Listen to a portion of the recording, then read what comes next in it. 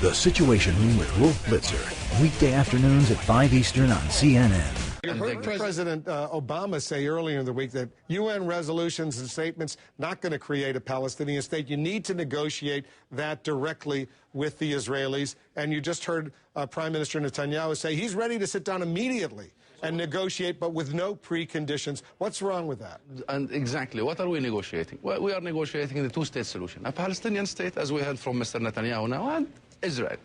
So if Palestine goes to seek membership in the UN, to sit next by Israel and the 193 countries, what's wrong with that exactly? Would it advance the cause of peace? I would answer yes, it would advance. So what would you say to the President of the United States who says you're making a mistake right now by going through this United Nations route instead of direct negotiations? I would disagree. I would beg to differ on this point. I would think that Palestine sitting in the United Nations as a member would have a fair hearing. While we're negotiating, if we go back to negotiation, then we have the international community to come and give us a hand. I mean, we have 20 years of experience whereby we were stuck in a bilateral process, whereby regrettably Israel really was much more interested in reflecting its might as opposed to having some sort of a compromise. And the end result is tripling the settlements, as you know, and the further erosion of the two-state solution. But what's wrong with negotiations without preconditions?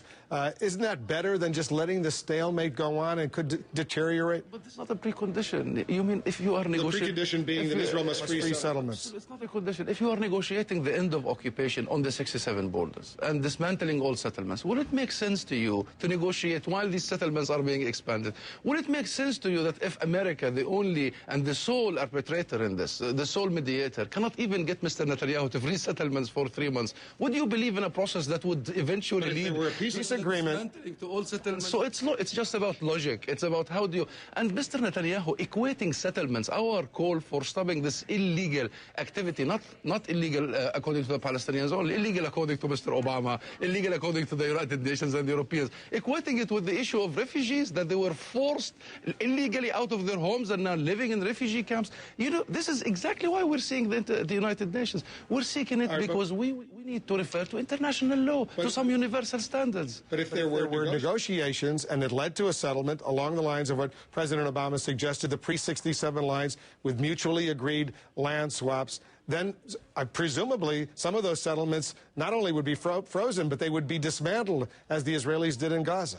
Wolf, we never disagreed on the vision. The Palestinian vision, the American vision, the European vision, the international vision, the Israeli vision is a two-state solution. The problem is with the approach. Mr. Netanyahu wants us to go back to that bilateral process. Nobody should intervene, only the United States at the whim of, and the whim of Israel. And we should just sit there and negotiate forever, open-ended, while they are eating up the land. Now, I think the Palestinian people are growing impatient.